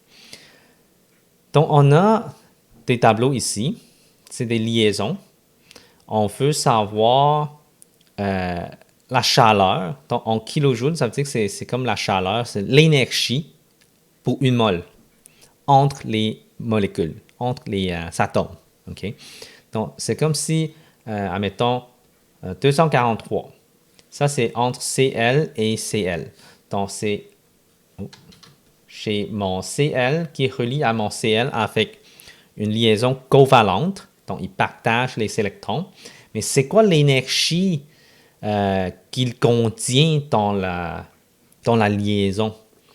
Il contient ça, 243 kJ par mol d'énergie pour rester ensemble. Dans chaque mol, on a 243 kJ. OK? Donc, c'est ça le tableau, en effet. Entre quel atome avec l'autre atome, combien d'énergie pour avoir une liaison simple. OK? Donc, ça, c'est une liaison simple. Ils partagent ou donner un électron. Ici, c'est tout partagé là, parce que tout est non-métal. Okay? Donc, ils partagent tout le temps avec des liaisons covalentes. Si c'est en double, donc liaison double avec, admettons, O2, on a partagé 2 électrons. Okay? Si O2, on regarde ça, c'est 498. Donc, 498 kJ par mol. Pour une mol, on a ça d'énergie pour la liaison double. Okay? Donc, ça, c'est le tableau qu'on a besoin pour regarder si c'est exothermique ou endothermique. Exothermique et endothermique, en effet, c'est pour savoir si l'équation chimique dégage la chaleur ou absorbe la chaleur. Si c'est absorber la chaleur, c'est endothermique. Donc, on va marquer absorber. Puis ça, c'est exothermique, c'est dégager. Donc, dégager. On parle toujours de la chaleur parce que c'est thermique. Thermique, c'est la chaleur. Exo, ça veut dire dégager. Ondo, ça veut dire absorber. Okay? Absorber l'énergie puis dégager l'énergie. Bon, l'exemple 3N. Calcule le bilan énergétique de l'équation chimique suivante et puis représente le bilan sur un graphique. Donc, on a méthane plus dioxygène, ça va nous donner CO2 et H2O. Indique si c'est une équation exothermique ou endothermique, donc absorber la chaleur ou dégager la chaleur. Et puis, trouve l'énergie produite par la réaction de 64 g de méthane avec suffisamment de dioxygène. Donc, avec 64 g, on produit ou on absorbe de l'énergie. Donc, si on regarde ça, on a une équation chimique. Donc, première chose à faire, c'est de balancer l'équation. OK, donc, on va balancer l'équation. On a un CH. OK, bon, je vais réécrire quand même ici. Plus O2. Oups, je vais déplacer un peu pour avoir la place. Et puis, ça donne de CO2. Et puis, H2O. Ça, c'est du gaz. C'est la vapeur d'eau. Donc, le C, est-ce que c'est balancé, le C? Le C, oui, c'est balancé. Donc, on va regarder le H. Le H, à gauche, on a 4 H. À droite, on a 2. Fait qu'on va multiplier par un 2. Et puis, le O. Maintenant, on a O2. On a 2 O à gauche. On a 4 O à droite. Fait qu'on va multiplier par un 2 ici. Donc, comme ça, c'est balancé. Si on regarde les réactifs en premier, réactifs, on a C puis H4. On va regarder ça. Donc, j'ai un C puis H. C'est une liaison simple. Pourquoi j'ai dit ça? Parce que si on regarde la notation de Lewis, on a 4 électrons pour le C, il est au centre. La plupart du temps, le C il est au centre. Okay? Donc, pour cette année-là, vous pouvez comme regarder, apprendre ça par cœur. Et le H ici, il y en a un seul électron de valence. Et carbone, on a 4 électrons de valence. Comme ça, on peut créer des liaisons covalentes comme ça. ça partage des électrons. Et puis, c'est une liaison simple. Donc, si on regarde ça, pour une seule liaison simple, on regarde le tableau H puis C, c'est 414. Donc, on a 414 kJ pour une liaison simple, mais ici, on a 4, fait que c'est 4 fois ça. Et puis, si on regarde le dioxygène, le O2, mais le O2, en effet, on partage, si vous vous souvenez bien qu'on a déjà fait un exemple avec O2, on partage 2 électrons, parce qu'on veut avoir 8 électrons de valence, fait qu'on partage 2 électrons ensemble, et ça va nous donner une liaison double. Okay? Une liaison double, ça fait ça. Donc, si on regarde liaison double, on a 498. Si je ça, 498 kJ. Mais j'ai 2 fois. Pourquoi j'ai 2 fois? Mais parce que j'ai balancé l'équation et j'en ai 2 dioxygène. Okay? Donc, ça plus ça. Si on calcule ça avec calculatrice, 4 fois 4, 1, 4, plus 2 fois 4, 9, 8, 2652. 2652 kJ. OK? Donc, ça, c'est pour les réactifs. Là, on va commencer par les produits. Produits. Les produits, si on regarde ça, on a CO2 puis H2O. Hein? CO2. Mais C est au milieu, puis O2. Fait qu'on a 2 O ici. Donc, O veut avoir partagé 2. C, on a 4. Donc, ça serait une liaison double.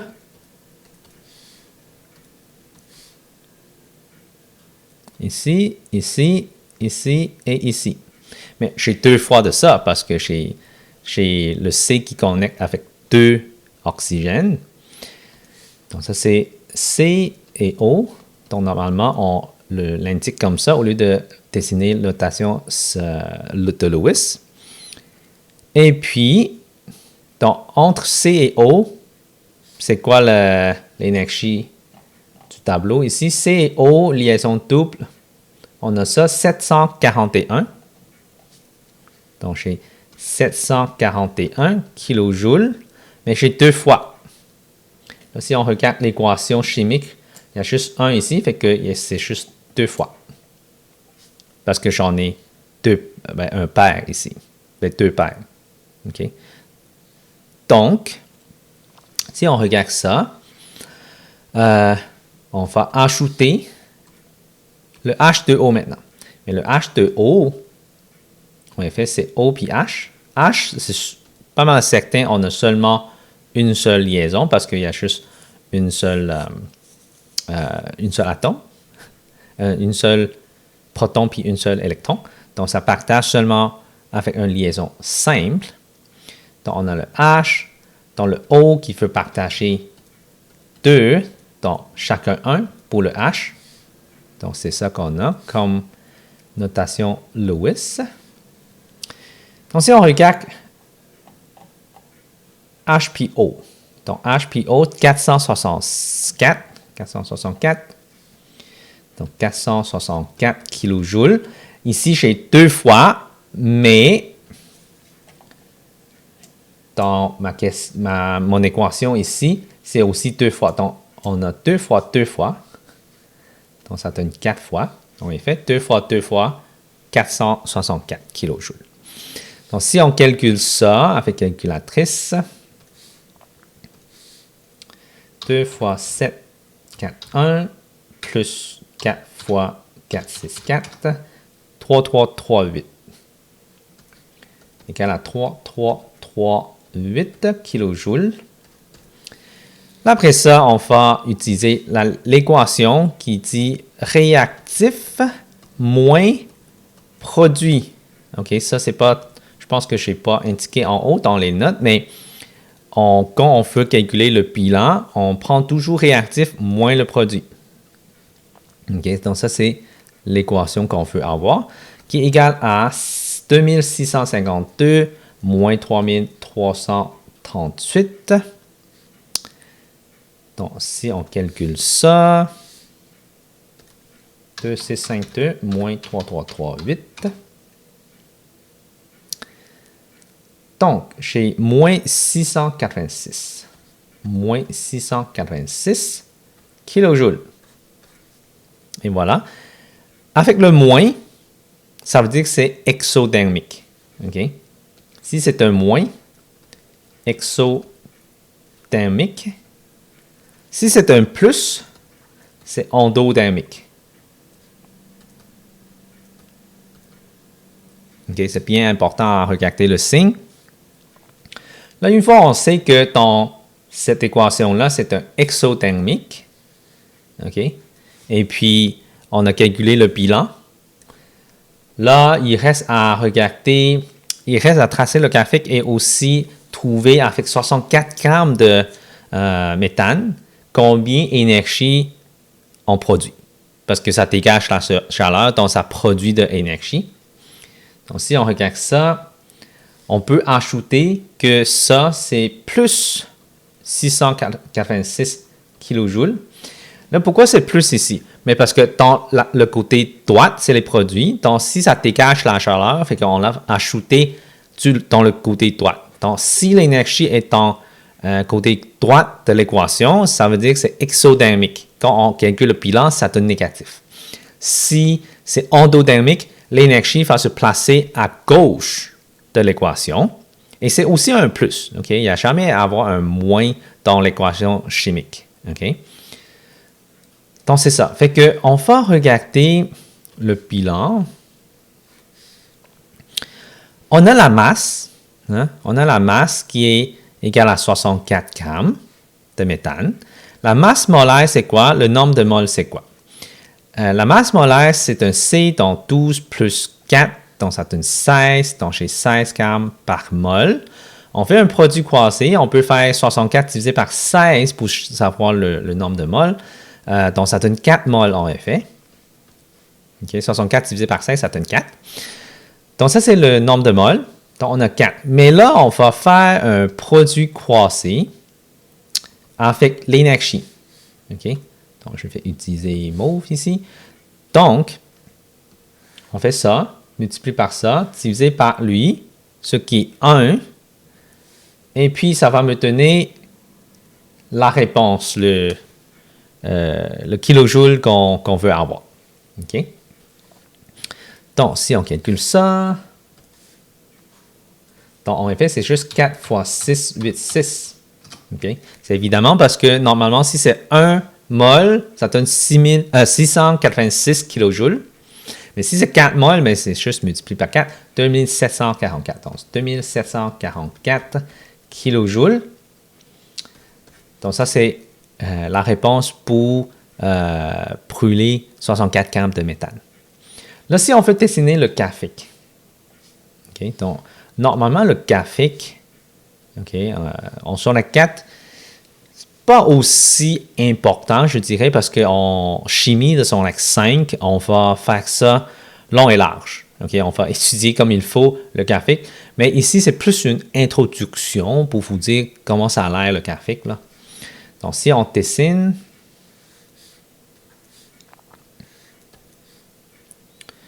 donc ça c'est le côté énergie. Et puis ça c'est le côté progression de la réaction. OK. Donc, si je dessine avec le vert, on sait que c'est un exothermique. Donc, ça va monter, puis ça redescend. Donc, la partie ici, ça doit être moins 686. Okay. Le plus haut point qu'on a, c'est 2652. Parce qu'au début, c'était 0. Donc, c'est comme ça qu'on regarde. Si on regarde que ça sort de où le 2652, c'est l'énergie ici, okay, pour séparer tous les molécules individuellement, on a besoin de cette énergie. En haut, ici, le point ici, le sommet, on appelle ça complexe d'activé. Okay? C'est quelque chose qu'on va apprendre en secondaire 5 en chimie. Mais ce point-là, ça veut dire que tous les atomes sont comme séparés. Donc, on a besoin de 2652 kJ d'énergie pour séparer tous les atomes. Okay? Donc, une fois séparé, mais ça va redescendre. Donc, la différence entre ici et ici, c'est 2652. Là, si on regarde dans l'autre sens, de là à là, mais on va avoir un 3338 kJ, ce qui est pour les produits.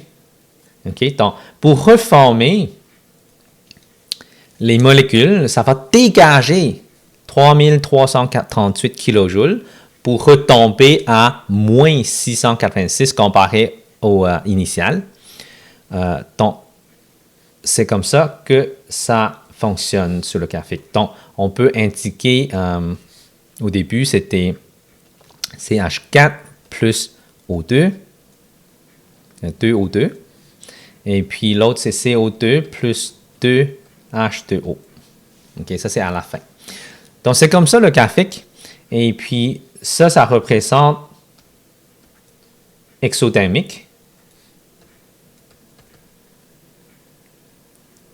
Oups.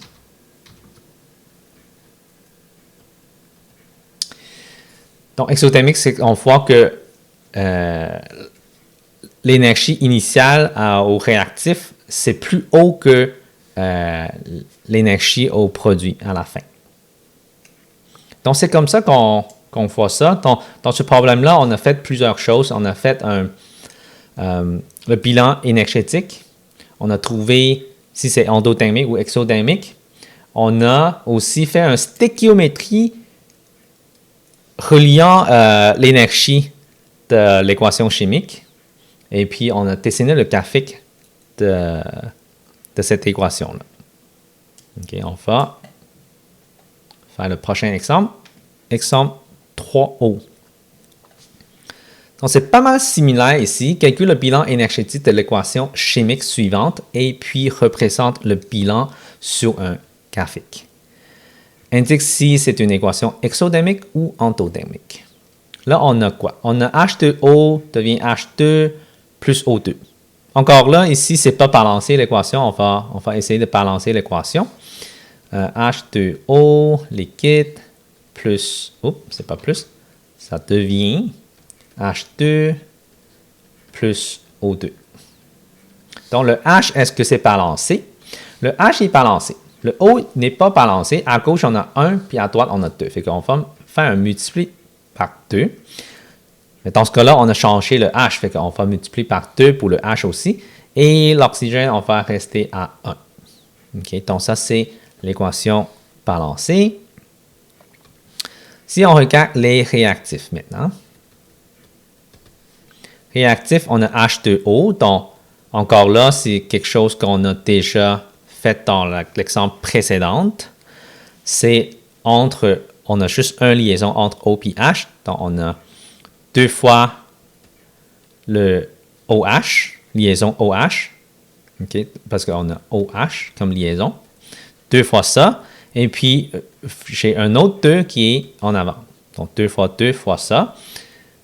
Si je remplace, ça donne 464 kJ pour la liaison OH. Là, je pense que ce n'est pas très clair ici. On va séparer un peu le H. Donc, si on calcule ça, en effet, ça donne 4 fois 4, 6, 4. 1856. Donc, 1856 kJ. Là, si on regarde l'autre produit, on a quoi? On a H2 puis O2. Donc, H2, mais H, avec H, ça va avoir une liaison simple. Et puis, on a 2 moles. Hein? Donc, 2 fois HH. Donc, c'est 2 fois 435 kJ. Ça vient du tableau encore là. H et H, c'est 435. Et puis, l'autre à côté, on a O2. O2, c'est une liaison double. On a fait une faire ça avec l'autre exemple. Donc, mais dans ce cas-là, on a seulement un mol en avant. OK? Donc, c'est juste une fois. Donc, on a juste une fois comme ça. Donc, une fois, si on regarde 498 kJ, et on additionne ensemble 2 fois 4, 3, 5 plus 4, 9, 8, 1368. 1368 kJ. Encore là, réactif moins le produit, ce qui est égal à 1856 moins 1368, ce qui est égal à 1856 moins 1368, 488. 488 kJ. Et ici, c'est positif, donc endodynamique. OK. Et voilà. Si on regarde ça, on va... Mais ici, on ne nous demande pas de faire une stéchiométrie parce qu'on ne sait pas c'est quoi la masse de réactif. Donc, on va juste dessiner le graphique ici. On a... C'est encore là. Ici, c'est énergie. Progression de la réaction. Et ici, je dessine. Et c'est supposé être comme ça. OK. Plus smooth que ça, un peu. Là, on sait que ça, c'est un petit peu plus haut. Ici, c'est 488. Au début, c'est 0.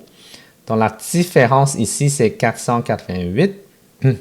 Puis, c'est endodynamique. Vous voyez que la plupart du temps, on va utiliser endo puis exo pour expliquer. Au lieu de endodynamique puis exodynamique, la plupart du temps, on va juste marquer endo ou exo pour aller plus vite.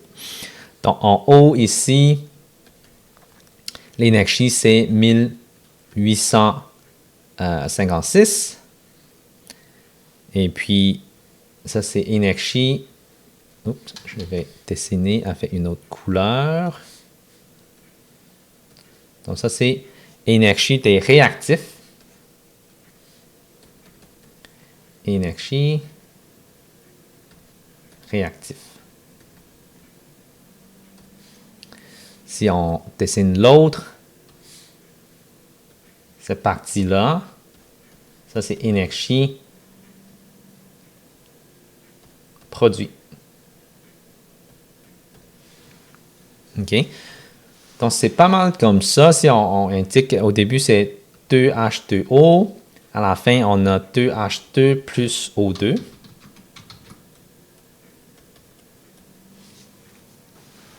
Et voilà, ça, c'est le graphique. Donc, il faut avoir tous ces infos-là. Encore là, au sommet, on appelle ça complexe activé. Tous les atomes se séparent complètement. Okay? L'énergie qu'on a besoin pour séparer tous les atomes complètement, c'est 1856 kJ. En fait, tout ça, c'est en général avec le tableau qu'on regarde. OK, donc ça, c'est... Moi, je dirais que c'est plus un estimé. Là. En utilisant le tableau, là, des fois, en réalité, c'est un peu différent. Ce n'est pas exactement ça. Mais peu importe, ça dépend de l'environnement et le système qu'on fait le laboratoire.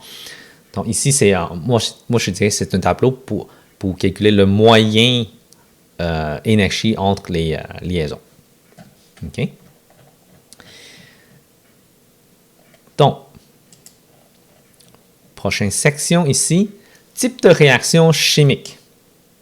Là, ce sont des différentes réactions chimiques qu'on devrait identifier, être capable d'identifier quel type de réaction qu'on a. Si on regarde l'équation chimique, on devrait savoir c'est quel type de réaction. Donc ici, je vais vous présenter tous les types qu'on va travailler cette année, même l'année prochaine en chimie.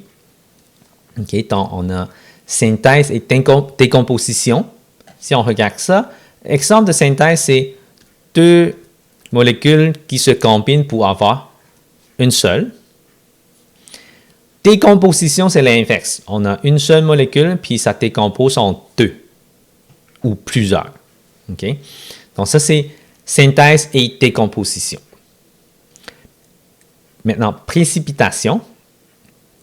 Donc ça, c'est un tableau que normalement, on a besoin de savoir ça pour ceux qui sont plus utilisés, mais seulement au cégep. Donc même l'année prochaine, vous allez sûrement, l'enseignant supposé vous donner les infos. Là. Je sais que c'est un peu inutile d'apprendre tout ça par cœur, là, parce qu'en réalité, dans la vraie vie, on peut avoir accès à des feuilles de notes. Donc, c'est un tableau pour lire si les deux molécules ou les deux ions, est-ce que c'est soluble dans l'eau ou non. OK? Si c'est en fer, c'est soluble, ça veut dire que ça peut se séparer en ions. Si c'est en jaune, c'est peu soluble. C'est pas tout à fait séparé. Okay? Certaines molécules restent ensemble, certaines séparées en ions. Si c'est en noir, ça ne peut pas se former. Okay?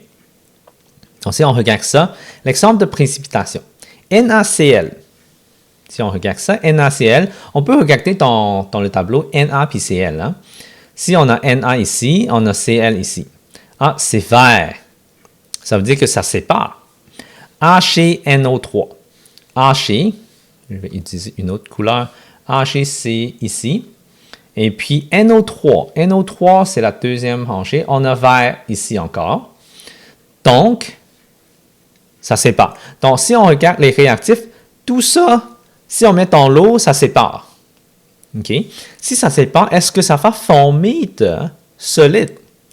Si Na séparé, mais Na, ça s'en va avec NO3, puis H, ça s'en va avec Cl, comme dans l'équation ici. Là, si on regarde H et Cl, parce que pour regarder est-ce que ça c'est solide, il faut regarder le tableau. H et puis Cl. On va utiliser mauve. H, on a H ici. Cl ici. Et ça donne jaune. Ça veut dire qu'on va avoir des solides dedans. Donc, c'est pour ça qu'on peut marquer, indiquer ici, c'est solide. Là, si on regarde NaNO3. Mais NaNO3, Na c'est ici, NO3 il est là, c'est vert, mais il est encore aqueux. Donc, c'est pour ça qu'on marque aqueux. OK? Ça peut séparer en ions, fait qu'on marque aqueux. Donc, tout ce qui est dans l'eau en ion, on va l'indiquer aqueux. Tout ce qui forme des solides, si c'est en jaune, on va marquer solide. Okay? Donc, ça, c'est un exemple de précipitation. Donc, on mélange deux liquides et ça va former de solides.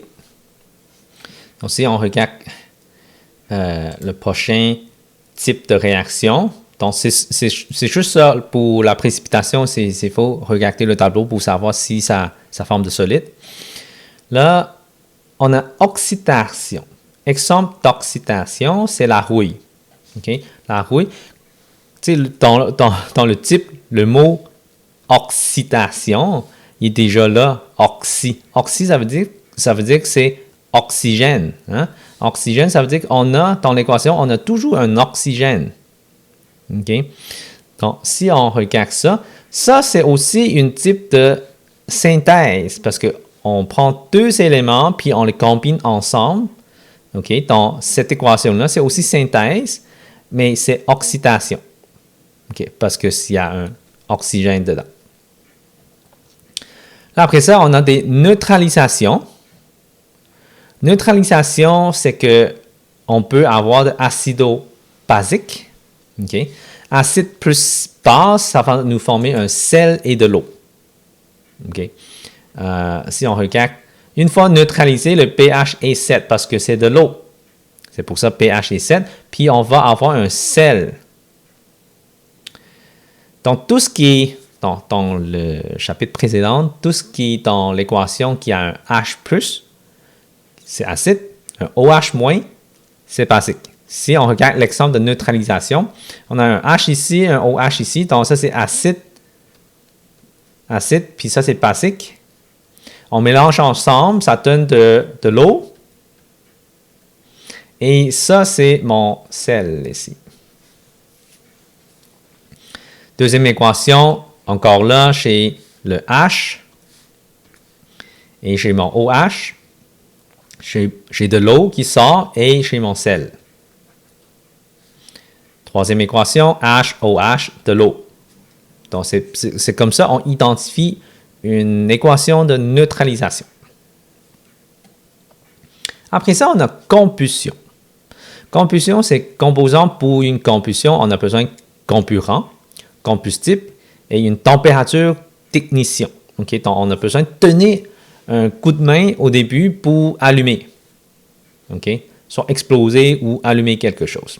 Type de combustion, on a combustion vive, feu de bois, bougie allumée, explosion contrôlée, explosion de l'essence dans le moteur, c'est contrôlé. Dans le moteur d'une voiture, c'est toujours des explosions avec du gaz, là. Ben, pas celui des voitures électriques, mais voitures avec un moteur qui utilise de l'essence. C'est toutes des petites explosions dans le moteur pour pousser les pistons à avancer. Okay? Donc, ça, c'est combustion vive. Il y a des spontanés. Spontanés, c'est quasiment pas besoin de donner trop d'énergie, puis ça commence à avoir la réaction. Donc, durant l'été, il fait chaud et sec. Le bois peut s'enflammer de façon spontanée. Au lieu de, il y a une énergie externe qui donne à la formation, mais c'est comme tout de suite, il s'en va réagir. Donc, ça, c'est spontané. Il y a lente. Décomposition, c'est aussi une combustion. Okay? Parce qu'on utilise de l'oxygène. Fermentation, respiration cellulaire, tout ça, ce sont des types de combustion qu'on a ici. Il y a aussi corrosion des métaux. Donc, on va regarder l'exemple 3P ici. Identifier le comburant et le combustible de l'équation suivante. Okay? Donc, celui-là, il est combustible. Et celui-là, c'est comburant. Okay. On va regarder les définitions par après, là, une fois que j'ai passé à travers tous les types. Et combustion, normalement, moi je dirais c'est toujours là, sur la Terre, la planète Terre, on utilise oxygène comme comburant, la plupart du temps. Puis, si on voit oxygène qui est dans le réactif, puis ça sort de CO2 puis de l'eau, c'est une équation de combustion. OK, ça, il n'y a aucun doute. Donc, il faut vraiment bien distinguer c'est quoi les différents types de combustion et c'est quoi les composants d'une combustion. Et identifier si l'équation chimique est une combustion. Ça, c'est bien important. Parce que ça peut avoir des examens théoriques sur ce sujet-là. Après ça, on a respiration cellulaire et photosynthèse. Ça, c'est le dernier type. Respiration cellulaire, c'est les plantes. Hein. Exemple de respiration cellulaire, quand on mange du glucose avec dioxygène dans l'air, on produit de l'énergie, dioxyde de carbone et de l'eau qui sort. Donc, si on regarde ça, c'est glucose plus de l'oxygène. Donc, en effet, c'est aussi une combustion. Okay? Une combustion. Donc, ça, c'est respiration cellulaire, mais c'est une combustion lente. Okay? Respiration cellulaire. Après ça, ça sort de CO2. On expire de CO2 et on expire de l'eau et on a de l'énergie. Donc, en mangeant de glucose avec de l'oxygène qu'on respire, on forme de l'énergie. Okay? C'est bien important. L'exemple de photosynthèse, ça, c'est un peu l'inverse. Ça vient des plantes. C'est l'inverse de la respiration cellulaire. Là, on a CO2, plus de l'eau et énergie solaire. Donc, c'est pour ça que photosynthèse se fait seulement en été et se fait seulement avec du soleil. Okay? C'est pour ça que les feuilles sont faites. C'est à cause qu'il est en train de produire fait l'inverse de respiration cellulaire en utilisant CO2 et H2O plus l'énergie solaire, puis ça va former de glucose et puis de l'oxygène. Donc, c'est pour ça que c'est important de planter des sables pour avoir généré plus d'oxygène. Mais par contre, les sabres, durant la soirée, il n'y a pas d'énergie solaire. Donc, il va y avoir de respiration cellulaire qui a lieu durant la nuit. Okay, donc, durant la nuit, les plantes absorbent de l'oxygène et utilisent le glucose pour se former de CO2 et H2O. Okay? C'est pour ça que des fois, il y a des plantes, le matin, on voit sur les feuilles, il y a de l'eau qui sort. Okay? Donc, c'est à cause de ça. Mais sinon, quand on a beaucoup de soleil, c'est toujours photosynthèse. Il essaie de produire plus d'oxygène. Donc, c'est quand même l'oxygène qui absorbe durant la nuit. C'est pas aussi la proportion, moi je dirais, c'est pas aussi grand que celui qui produit de l'oxygène durant le jour. Donc, c'est pour ça que c'est bon de prendre des sables pour réutiliser le CO2 qu'on a dégagé avec les voitures et toutes les usines. Donc, c'est à cause de ça.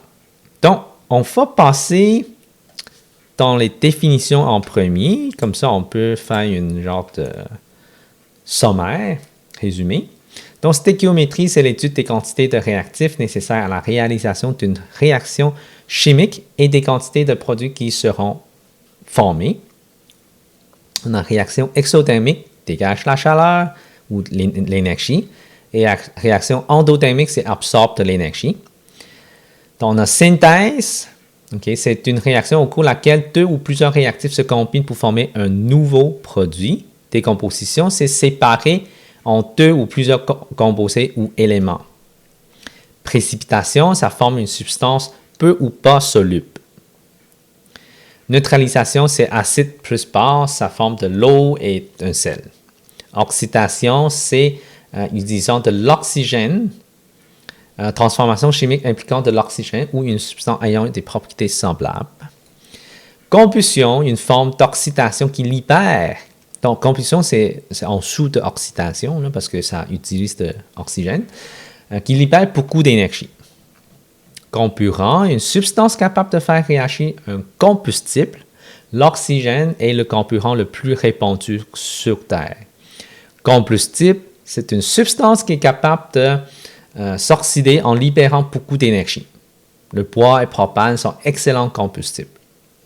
Température d'ignition, c'est la température qui permet de fournir l'énergie nécessaire pour amorcer la combustion. Avec différents combustibles, la température d'ignition est différente.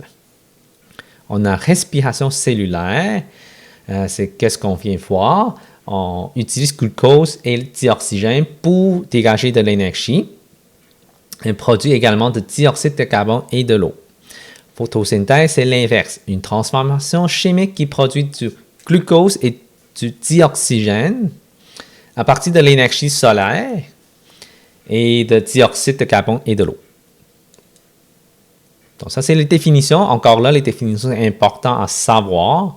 Et ça se peut qu'on a besoin des définitions pour expliquer des questions théoriques. Donc, prochaine section, transformation nucléaire. Donc, ici, la principale utilité de l'énergie nucléaire est la production d'électricité. Parce que c'est facile à obtenir l'électricité en faisant une plante nucléaire pour produire de la chaleur et l'électricité. Une chose qui n'est pas très bon, c'est que ça peut être dangereux si on a une mauvaise manœuvre durant le processus dans un plan nucléaire. Ça peut arriver des accidents. Donc, en Russie, on a déjà eu un accident dans un plant nucléaire. Il y a besoin de fermer tout l'usine au complet. Et puis, toute la ville a besoin d'évacuer. Donc, jusqu'à maintenant, il n'y a personne qui s'en va à cet endroit-là parce qu'il y a des problèmes nucléaires.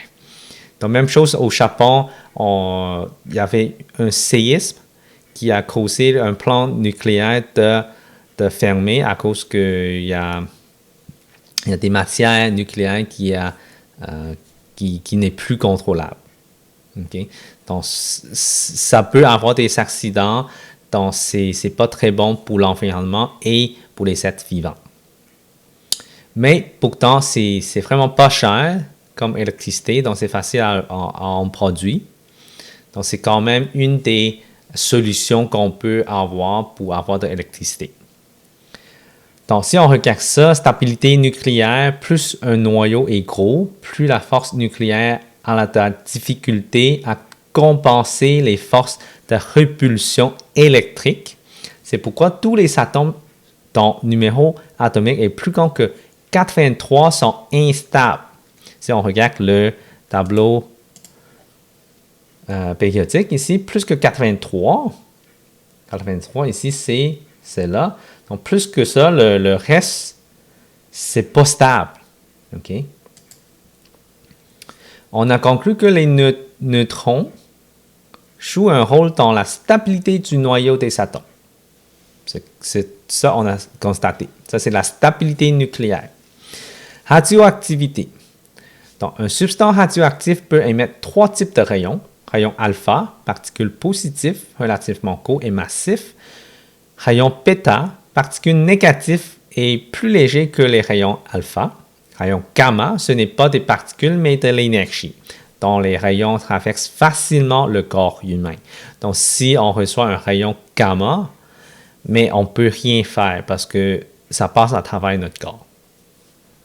Les rayons émis par la radioactivité sont capables d'arracher des électrons aux atomes qu'ils rencontrent. Okay?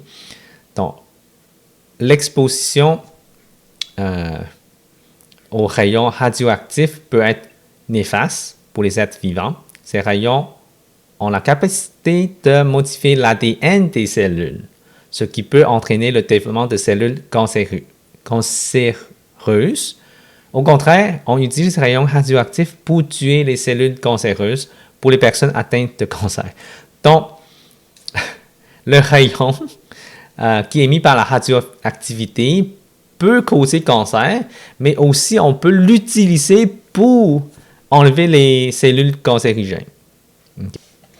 Donc, il y a des pour et contre.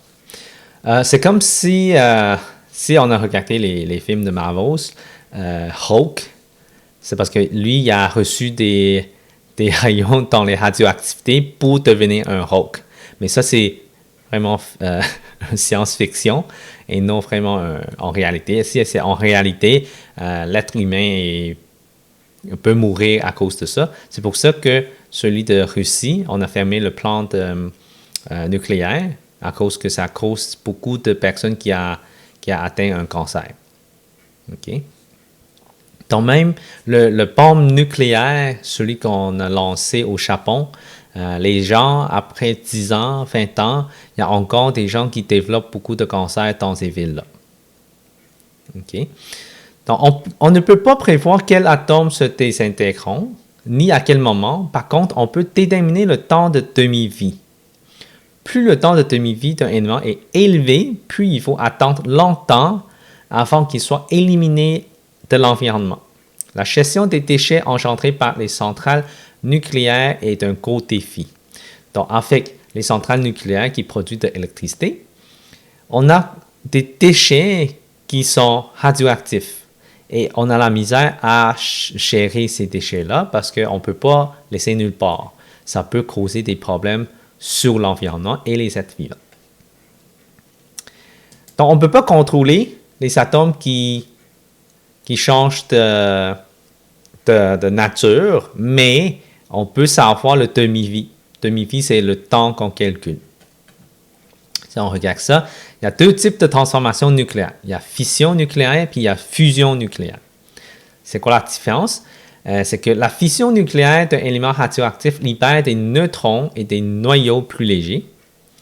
Ces neutrons peuvent à leur tour bombarder le noyau d'autant d'atomes que celui d'éléments. Cela produit une réaction en chaîne. Donc, si on Google une fission nucléaire, on va regarder ça. Fission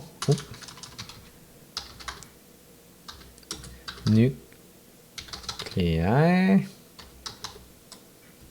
uranium. On va regarder l'image.